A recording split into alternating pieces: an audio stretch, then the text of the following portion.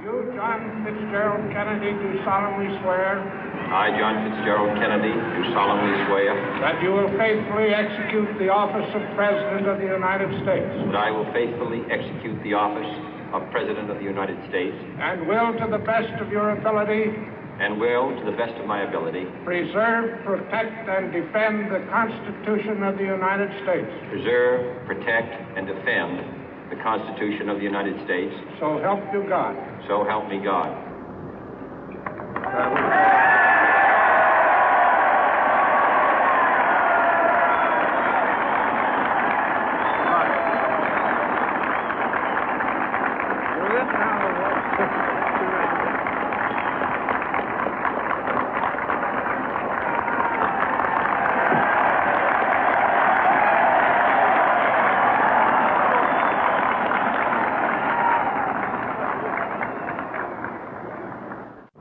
Vice President Johnson, Mr. Speaker, Mr. Chief Justice, President Eisenhower, Vice President Nixon, President Truman, Reverend clergy, fellow citizens. We observe today not a victory of party, but a celebration of freedom, symbolizing an end as well as a beginning, signifying renewal as well as change. For I have sworn before you and Almighty God the same solemn oath our forebears prescribed nearly a century and 3/4 ago. The world is very different now, for man holds in his mortal hands the power to abolish all forms of human poverty and all forms of human life. And yet the same revolutionary beliefs for which our forebears fought are still at issue around the globe. The belief that the rights of man come not from the generosity of the state, but from the hand of God. We dare not forget today that we are the heirs of that first revolution.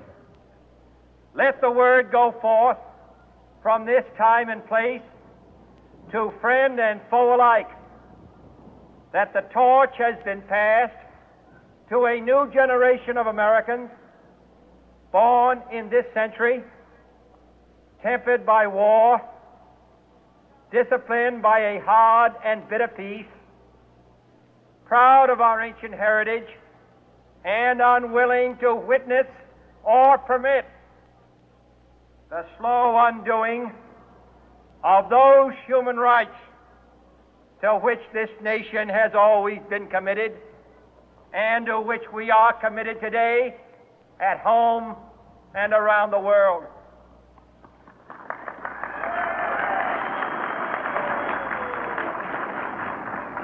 Let every nation know, whether it wishes us well or ill, that we shall pay any price, bear any burden, meet any hardship, support any friend, oppose any foe to assure the survival and the success of liberty.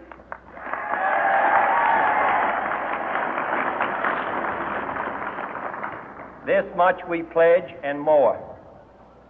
To those old allies whose cultural and spiritual origins we share, we pledge the loyalty of faithful friends.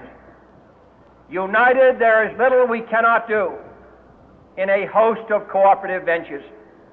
Divided, there is little we can do, for we dare not meet a powerful challenge at odds and split asunder. To those new states whom we welcome to the ranks of the free, we pledge our word that one form of colonial control shall not have passed away, merely to be replaced by a far more iron tyranny.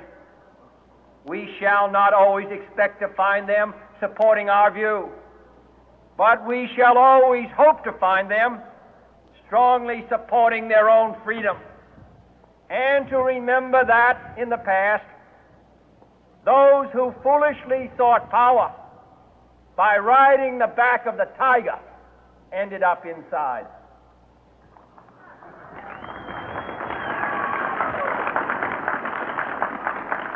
To those people in the huts and villages of half the globe struggling to break the bonds of mass misery, we pledge our best efforts to help them help themselves for whatever period is required, not because the communists may be doing it, not because we seek their votes, but because it is right.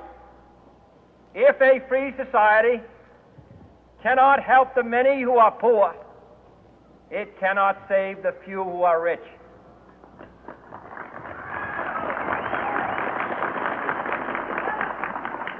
To our sister republics south of our border, we offer a special pledge to convert our good words into good deeds, in a new alliance for progress, to assist free men and free governments in casting off the chains of poverty. But this peaceful revolution of hope cannot become the prey of hostile powers. Let all our neighbors know that we shall join with them to oppose aggression or subversion anywhere in the Americas. And let every other power know that this hemisphere intends to remain the master of its own house.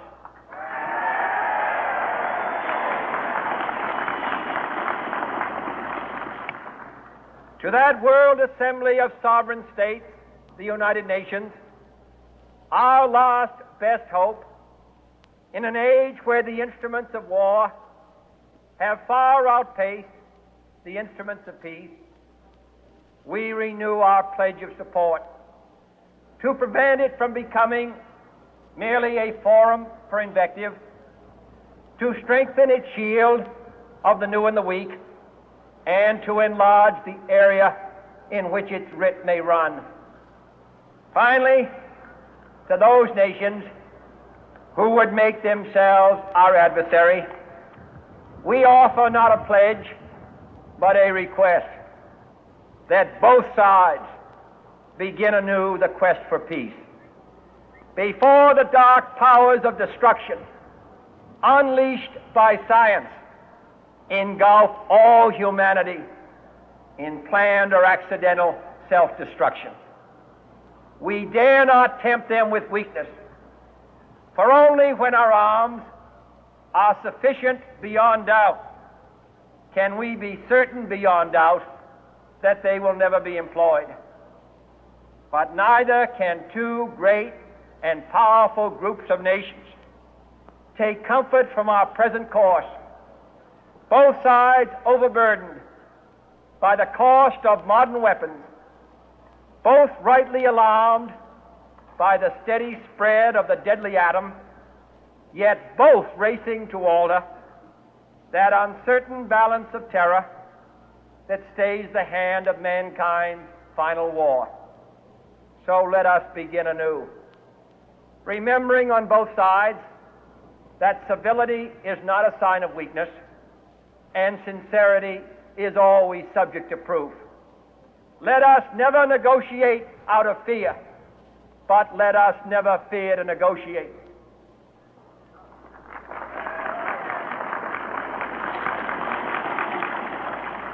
Let both sides explore what problems unite us, instead of belaboring those problems which divide us. Let both sides, for the first time, formulate serious and precise proposals for the inspection and control of arms, and bring the absolute power to destroy other nations under the absolute control of all nations.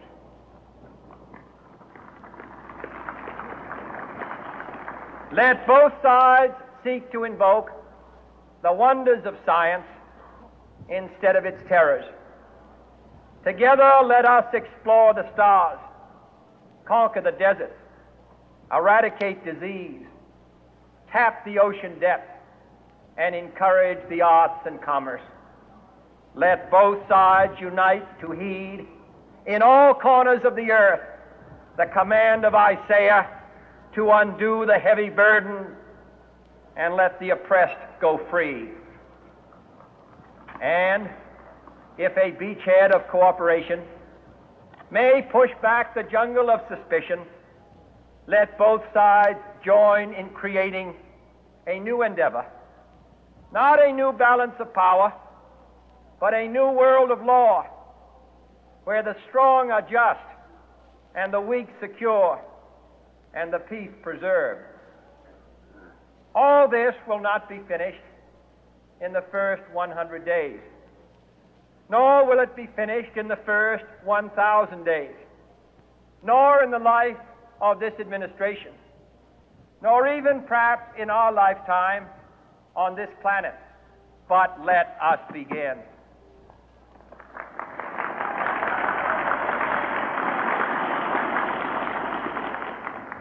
In your hands, my fellow citizens, more than mine, will rest the final success or failure of our course. Since this country was founded, each generation of Americans has been summoned to give testimony to its national loyalty. The graves of young Americans who answered the call to service surround the globe.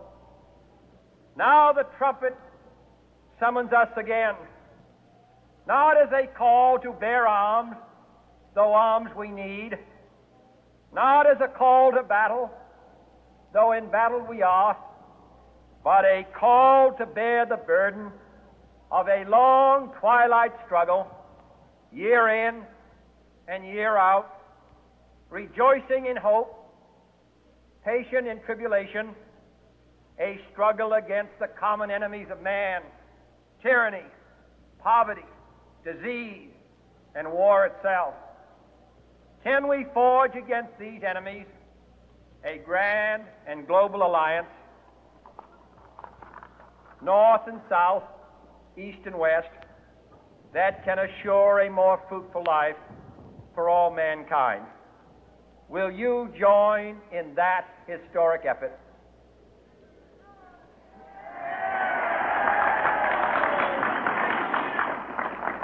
In the long history of the world, only a few generations have been granted the role of defending freedom in its hour of maximum danger. I do not shrink from this responsibility. I welcome it.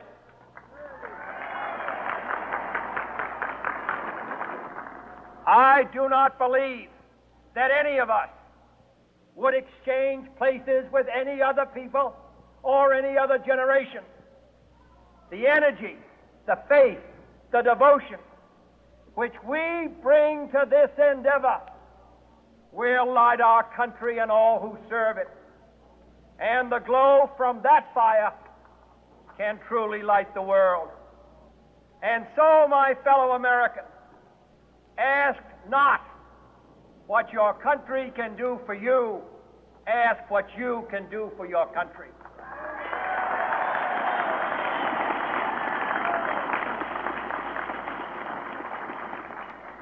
My fellow citizens of the world, ask not what America will do for you, but what together we can do for the freedom of man.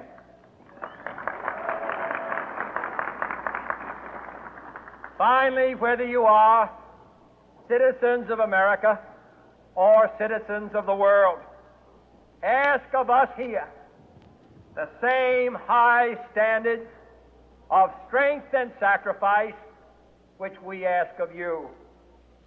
With a good conscience, our only sure reward, with history the final judge of our deeds, let us go forth to lead the land we love, asking His blessing and His help, but knowing that here on earth God's work must truly be our own.